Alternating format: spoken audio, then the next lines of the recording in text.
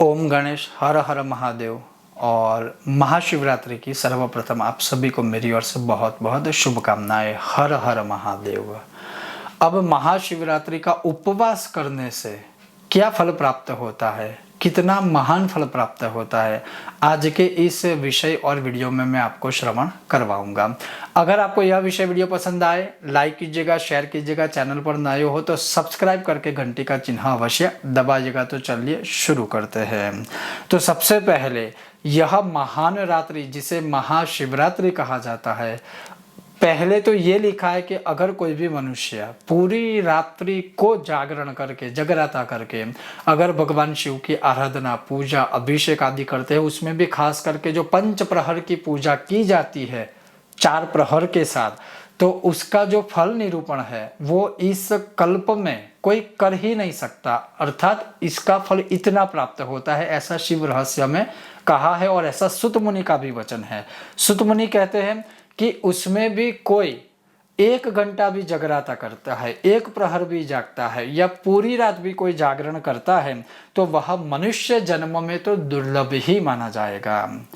उससे भी दुर्लभ क्या है कि सिर्फ जागरण न करके, सिर्फ जगराता न करके उस रात्रि में कोई शिवलिंग के दर्शन करता है, तो यह 100 करोड़ जन्मों में उत्पन्न हुई पुण्य राशि के प्रभाव से ही ऐसा पुण्य बल आपको प्राप्त हो सकता है। कहने का तात्पर्य, कोई पूरी रात जगराता तो करेगा लेकिन भगवान शिव का ना व्रत करेगा, अर्थात ना कोई पूजन करेगा, ना कोई मंत्र जाप करेगा, ना ही कोई स्तोत्र पाठ, ना ही कोई कवच आदि करेगा, अर्थात ये न करके भी कोई एटलीस्ट शिवलिंग का दर्शन भी नहीं करेगा, तो फिर वो कैसा उपवास माना जाएगा। तो कहने का तात्पर्य है कि उपवास करना उत्तम है, रात्रि में जागरण करना। उससे भी उत्तम यह माना है कि जागरण करने के बाद शिवलिंग के दर्शन करना, तो वह 100 करोड़ जन्मों के पुण्य प्रभाव से ही यह महाशिवरात्रि की रात्रि में आप शिव जी के दर्शन कर सकते हो। उससे भी सर्वश्रेष्ठ बताया है कि भगवान शंकर के ऊपर, भगवान शिव के ऊपर अगर महाशिवरात्रि में बिल्वा पत्र से कोई पूजन करता है तो 10,000 वर्षों तक जिसने गंगा जी में स्नान किया हो उतना फल प्राप्त होता है। सोचिए कितना महान फल है। उसी प्रकार से कोई मनुष्य एक बार भी अगर बिल्वा पत्र अर्पण करता है भगवान शिव जी को, तो उसको भी प्रत्येक युग में जो पुण्य फल वर्णित किए जाते हैं उन सभी पुण्यों का फल उसको प्राप्त होता है।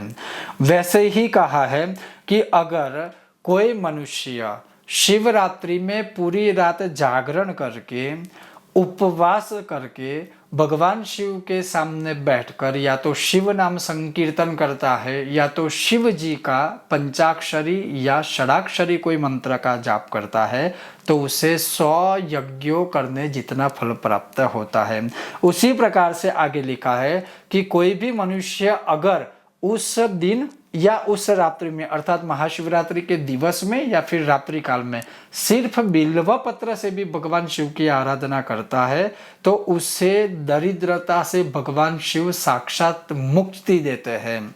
उसी प्रकार से लिखा है कि कोई मनुष्य पूरी रात में जगराता करने के बाद, अर्थात महाशिवरात्रि का उपवास करने के बाद भगवान शिव के ऊपर अगर अभिषेक करते हैं तो उसके जन्मों जन्मों के पापों का विनाश हो जाता है।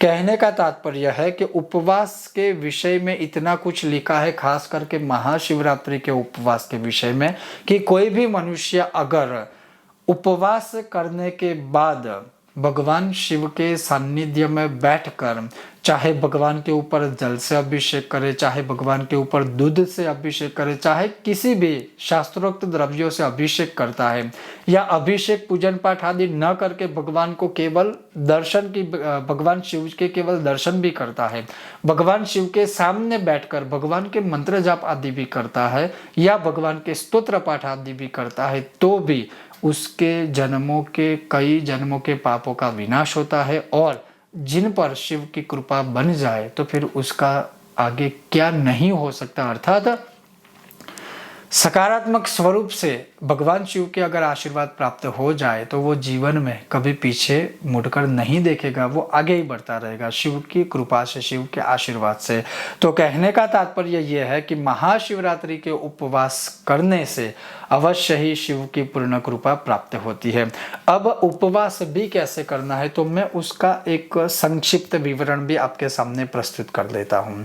एक जैसे लिखा है, या तो एक वक्त एक नक्त भोजन करके, अर्थात आप चाहो तो एक समय आहार करो, एक समय केवल फलाहार करो, ऐसे भी कर सकते हो, ध्यान से सुनिएगा।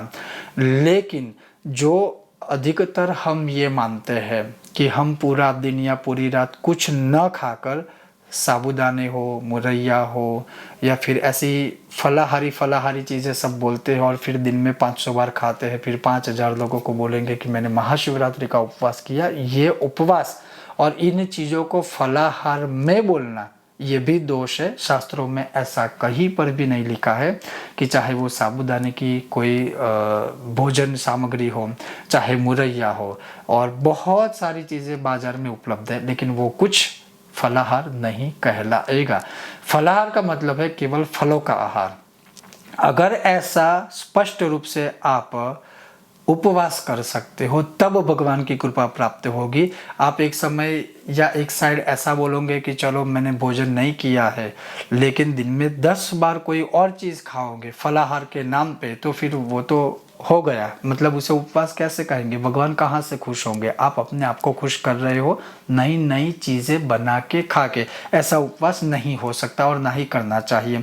हाँ, अगर कोई गर्भवती महिलाएं हैं, छोटे बच्चे हैं, बड़े बुजुर्ग हैं जो अस्वस्थ है, उन्हें ज़बरदस्ती उपवास करने की आवश्यकता नहीं है, उन्हें कोई दोष नहीं लगता है। लेकिन अगर आप उपवास करते हो तो प्रॉपर उपवास कीजिए।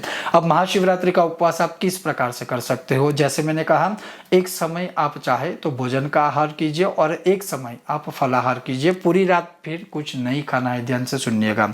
उसी प्रकार से दूसरा कि आप कुछ भी ना खाए, केवल फलों का आहार करें और फिर भगवान शिव की आराधना, जागरण या उपवास आदि करें, ये सबसे उत्तम उपवास माना है। और फिर जो दूसरे दिन अर्थात महाशिवरात्रि के अगले दिन सुबह पारण करके फिर उपवास को खोलना, ये सर्वोत्तम उपवास महाशिवरात्रि के विषय में बोला गया है। तो इस प्रकार से आप कर सकते हो। देश काल और अपने शरीर के अनुसार उपवास करने का प्रयत्न कीजिएगा, लेकिन उपवास के नाम पे बहुत सारी चीजें खा के फिर बोलना उपवास किया तो यह दोष लगता है, ये ध्यान में रखिएगा। तो ये था आज का विषय और वीडियो, जिसमें उपवास का, महाशिवरात्रि का उपवास करने से क्या फल मिलता है वो मैंने आपको संक्षिप्त में श्रवण करवाया। अगर आपको यह विषय वीडियो पसंद आए तो लाइक कीजिएगा, शेयर कीजिएगा, चैनल पर नए हो सब्सक्राइब करके घंटी का चिन्ह दबाइएगा। बहुत जल्द मिलते हैं नए विषय और वीडियो के साथ, तब तक आप देखते रहिए कर्मकांड बाय आनंद पाठक मेरे साथ। ओम गणेश, हर हर महादेवा।